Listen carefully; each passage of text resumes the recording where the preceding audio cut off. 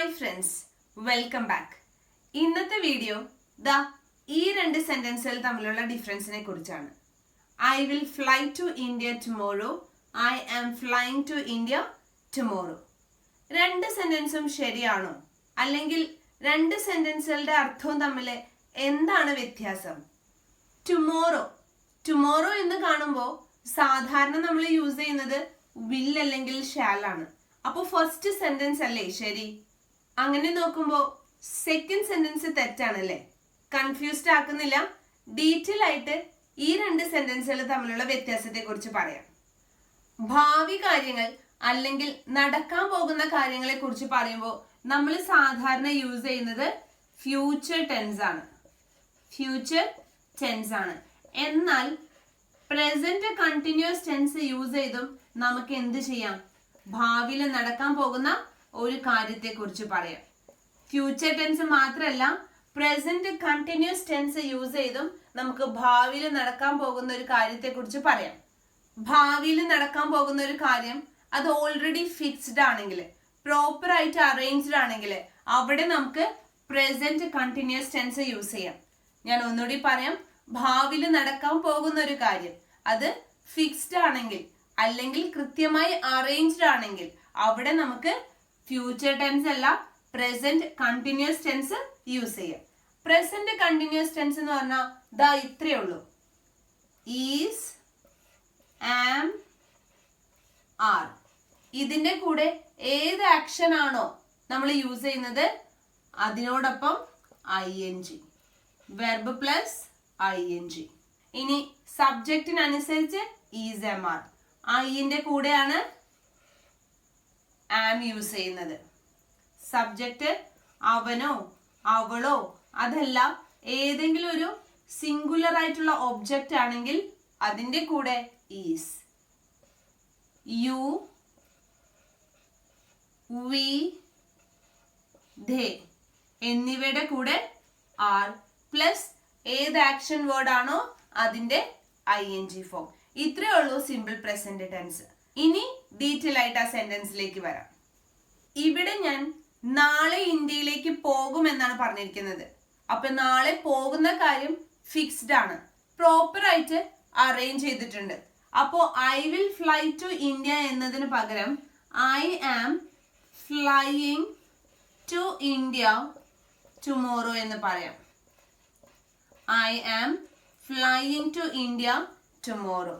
എന്തുകൊണ്ടാണ് നമ്മൾ ഇവിടെ പ്രസന്റ് കണ്ടിന്യൂസ് ടെൻസ് പറഞ്ഞത്? കാരണം നമ്മൾ പോകുന്ന കാര്യം മുൻകൂട്ടി പ്രോപ്പർ ആയിട്ട് അറേഞ്ച് ചെയ്തിട്ടുണ്ട്, പ്രീ പ്ലാൻഡ് ആണ്. ഇത്തരം സിറ്റുവേഷൻസിൽ ഭാവിയിലെ ഒരു കാര്യം പറയാനായിട്ട് നമുക്ക് പ്രസന്റ് കണ്ടിന്യൂസ് ടെൻസ് യൂസ് ചെയ്യാം.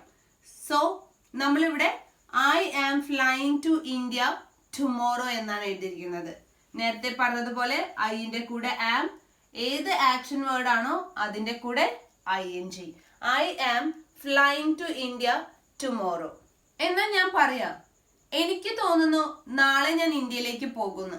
എനിക്ക് തോന്നുന്നു നാളെ ഞാൻ ഇന്ത്യയിലേക്ക് പോകുന്നു. എനിക്ക് തോന്നുന്നു അപ്പോ ഫിക്സ്ഡ് അല്ല. എനിക്കിപ്പോ തോന്നുകയാണ് നാളെ പോകാൻ പറ്റുമായിരിക്കും എന്നുള്ള കാര്യം. അപ്പൊ ഞാൻ എങ്ങനെയാ പറയുന്നത്? I think I will fly to India tomorrow. I will fly to India tomorrow. എളുപ്പത്തിന് വേണമെങ്കിൽ നമുക്ക് പറയാം, പെട്ടെന്ന് എടുക്കുന്ന തീരുമാനങ്ങളാണ് എങ്കിൽ അവിടെ നമുക്ക് will അല്ലെങ്കിൽ shall യൂസ് ചെയ്യാം. Future tense I will fly to India tomorrow. ഇതേ രീതിയിൽ വരുന്ന ഒന്ന് രണ്ട് സെന്റൻസ് കൂടി നമുക്ക് നോക്കാം. ഞാൻ എൻ്റെ ഫ്രണ്ടിനെ വൈകിട്ട് 4 മണിക്ക് കാണും. ഞാൻ എൻ്റെ ഫ്രണ്ടിനെ ഇന്ന് വൈകിട്ട് 4 മണിക്ക് കാണും. അപ്പൊ നമ്മളുടെ ആക്ഷൻ പ്രീ പ്ലാൻഡ് ആണ്, ഫിക്സ്ഡ് ആണ്, അല്ലെങ്കിൽ മുന്നേ കൂട്ടി അറേഞ്ച് ചെയ്ത ഒരു പ്രോഗ്രാം ആണ്. അപ്പൊ നമുക്ക് എങ്ങനെ എഴുതാം? I am meeting my friend at 4 PM today. I am meeting my friend at 4 PM today. ഇന്ന് വൈകിട്ട് 4 മണിക്ക് ഞാൻ എൻ്റെ ഫ്രണ്ടിനെ മീറ്റ് ചെയ്യും, കാണും. ഫിക്സ്ഡ് ആണ്, അതുകൊണ്ട് തന്നെ ഞാൻ യൂസ് ചെയ്തിരിക്കുന്നത് പ്രസന്റ് കണ്ടിന്യൂസ് ടെൻസ് ആണ്. അവർ അടുത്ത ആഴ്ച പുതിയ വീട്ടിലേക്ക് താമസം മാറുകയാണ്. അവർ അടുത്ത ആഴ്ച പുതിയ വീട്ടിലേക്ക് താമസം മാറുകയാണ്. ഭാവിയിലെ കാര്യം തന്നെയാണ്. They are moving or shifted. Moving to a new house next month. അടുത്ത മാസം അവരൊരു പുതിയ വീട്ടിലേക്ക് താമസം മാറുകയാണ്. They are moving to a new house next month. ഇവിടെയും നേരത്തെ തീരുമാനിച്ചിട്ടുണ്ട് അടുത്ത മാസം മൂവ് ചെയ്യുന്നുള്ളത്.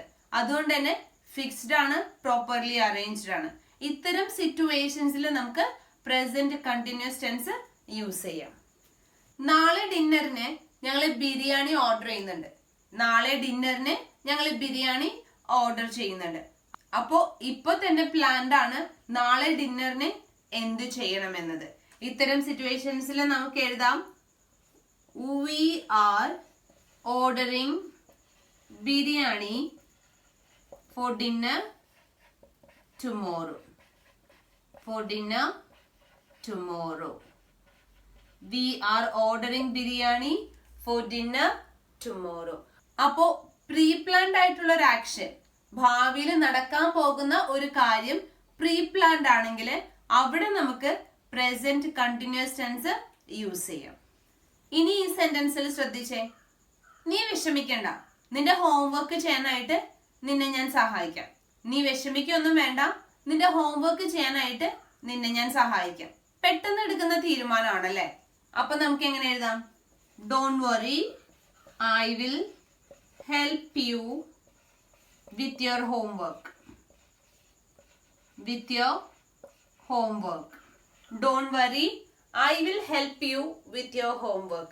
അവൾ പിന്നീട് നിങ്ങളെ വിളിക്കും. അവൾ പിന്നീട് നിങ്ങളെ വിളിക്കും. She will call you later.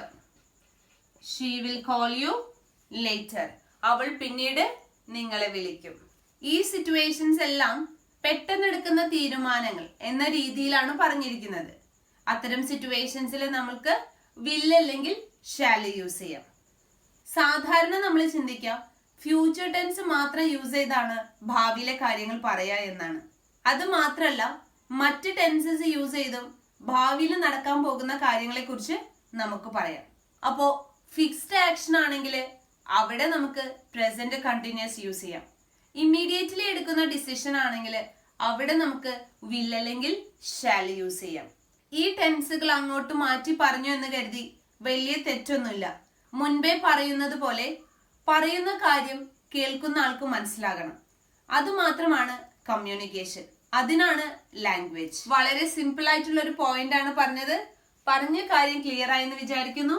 Thank you.